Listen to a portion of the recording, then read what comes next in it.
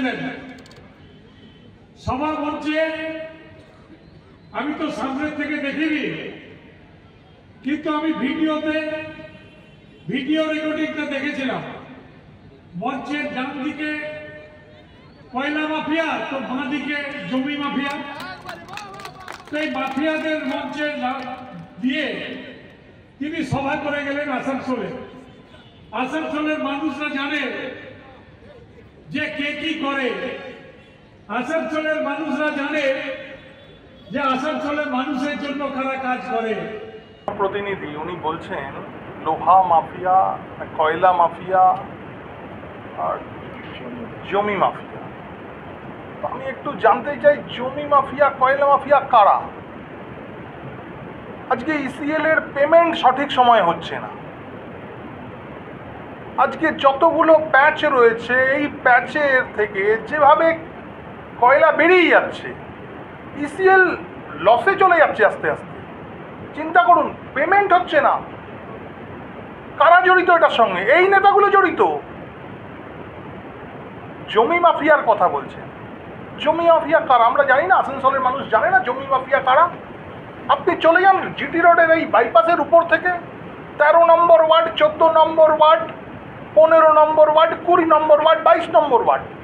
আপনি দেখুন গিয়ে কারা জমির পুকুর ভরাট করছে, কারা ভেস্টেড জমিকে কারা প্লটিং করাচ্ছে ফলস কাগজপত্র বানিয়ে।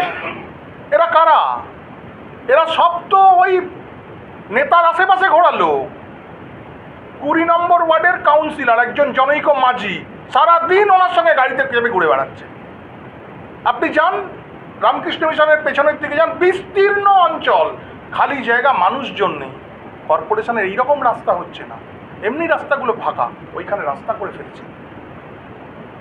করে ফেলেছেন ওখানে। এই ভেস্টেড জমি কাগজপত্র চেঞ্জ করে এই যে ঘটনাগুলো ঘটছে, এর সব ইনকোয়ারি হবে। যেতে দিন আর কয়েকদিন, সরকারটা যাকে সব বের করা হবে, আমরা সব বের করব। বলছেন মাফিয়া, লোহা মাফিয়া। লোহা আর এখন বানপুরে হয় না, কাঁটা বানপুরে চলে না, সমস্ত কাঁটাই রেলপাড়ে চলে। আপনারা যান রেলপাড়ের গলি গলিতে যান, লোহার কাঁটা কতগুলো আছে যান রেলপাড়ে। আমি আঙুল দিয়ে দেখিয়ে দেবো কোন কোন জায়গায় একের পর এক লোহার কাঁটা চলছে ওখানে। ড্রাগসের ব্যবসা, পুরো ড্রাগসটা চলছে ওই 24 নম্বর, 25 নম্বর, 26 নম্বর, 28 নম্বর ওয়ার্ড, 43-এর কিছুটা জুড়ে গলি গলি।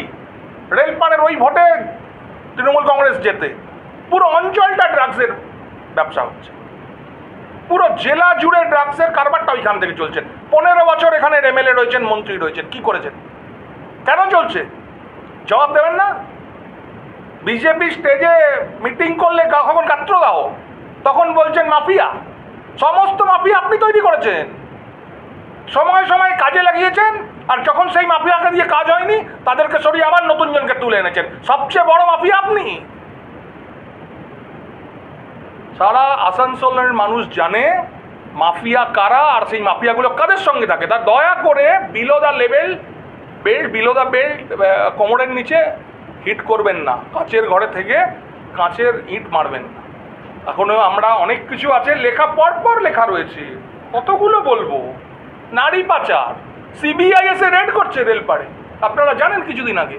নারী পাচার চক্র সব তো হচ্ছে। এই 15 বছর আপনি আছেন এখানে, কেন হচ্ছে এগুলো? ওনার শুভবুদ্ধির উদয় হবে, রাজনৈতিক কারবারি, রাজনীতিক যেভাবে স্বচ্ছভাবে রাজনীতি হোক না, লড়াই হোক না, এইরকমভাবে কেন হিট করছেন? কে মাফিয়া, কে কি? আপনি সবচেয়ে বড় মাফিয়া।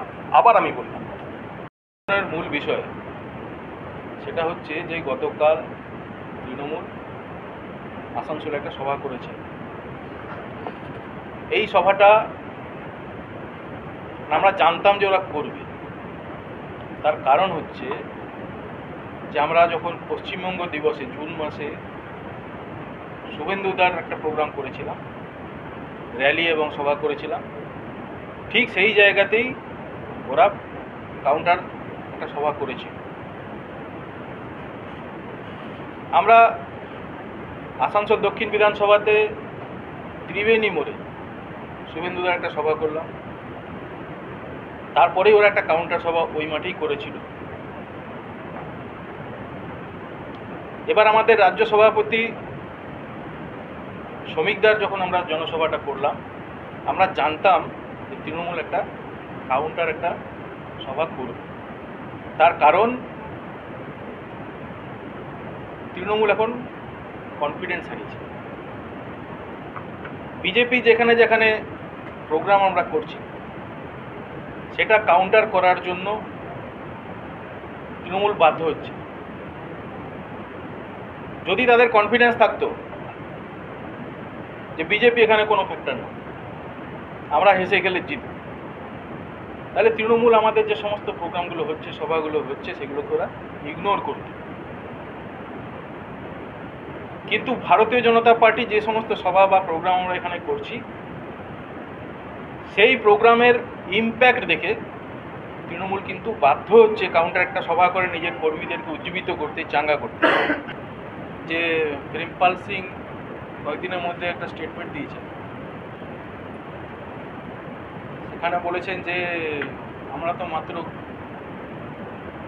কিছুদিন হলো আমরা সরকারে রয়েছি, এই কিছুদিন মধ্যে আমরা যে পরিমাণ টাকা পয়সা করেছি, বাকি যারা দীর্ঘদিন ধরে শাসন করেছে তারা তো সেই পরিমাণ টাকা পয়সা করতে পারেনি। তফসির ওখানে সাইডিং চলছে, সেই সাইডিংটা কে চালাচ্ছে, কারা চালাচ্ছে? সেখানে কয়লার কাটিং কিভাবে হচ্ছে, এবং সেখান থেকে যে বিরাট ফান্ড জেনারেট হচ্ছে, অবৈধ টাকা যেটা উঠছে, সেই টাকা এদের কাছেই রয়েছে। এরা এই টাকা কিভাবে খরচা করতে পারবে সেটা এদের ধারণা নেই। সেই হিরো হীরালাল বলে একটা সিনেমা দেখেছিলাম, যে এক রাতে অনেক টাকা খরচা করার বিষয় আছে। এখন এদের হচ্ছে সেই অবস্থা, হিরো হীরালাল হয়ে গেছে। এরা টাকা খরচা করার জায়গা পাচ্ছে না, সেই জন্য নাচ গান করছে, টাকা উড়াচ্ছে। এই একটা মানে দায়িত্বশীল জায়গায় থেকে পশ্চিমবঙ্গের রাজনীতিতে এই যে কালচার তৃণমূল নিয়ে এসছে না, এতে পশ্চিমবঙ্গের আগামী প্রজন্মের বা রাজনৈতিক যে মানে সংস্কৃতি আছে সেটাকে সম্পূর্ণরূপে এরা ধ্বংস করে দিয়েছে।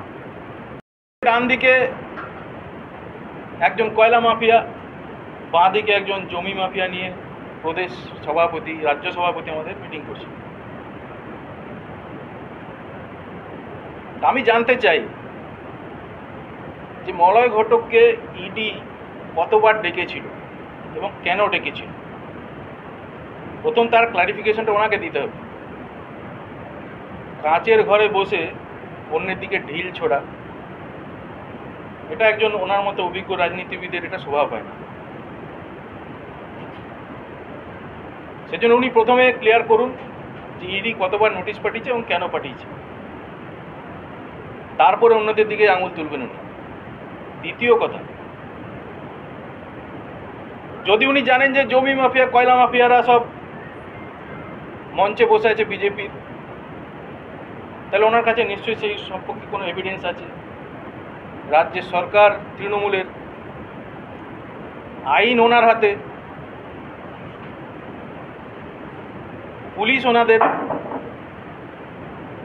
তাহলে যদি এরা জমি মাফিয়া, কয়লা মাফিয়া হয়,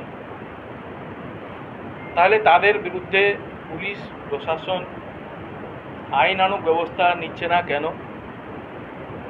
তারা কেন ফ্রি করে বেড়াচ্ছে?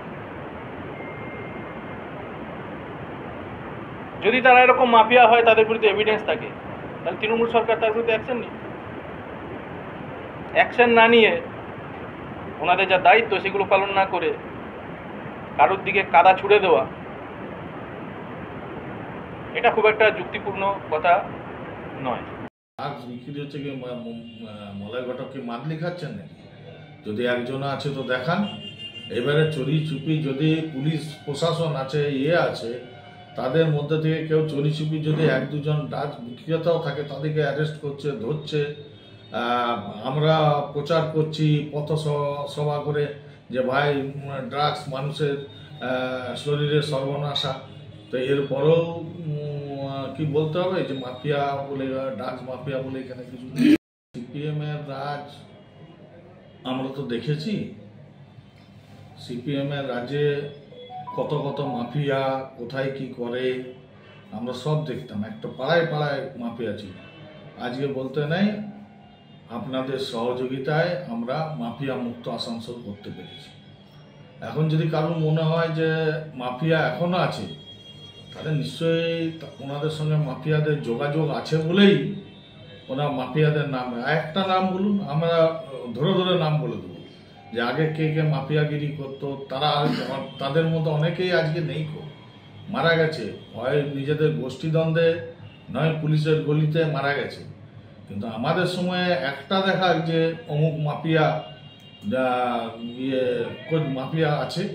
আমরা পাড়ায় পাড়ায় মাফিয়া তৈরি করি না, আমরা সমাজ সেবার মাধ্যমে মানুষের কাছে পৌঁছে মানুষের সেবা যাতে পায় সেই ব্যবস্থাই করে থাকি। মলয় ঘটক এর নন, উনিও মানুষের সেবায় সারাদিন লেগে থাকেন।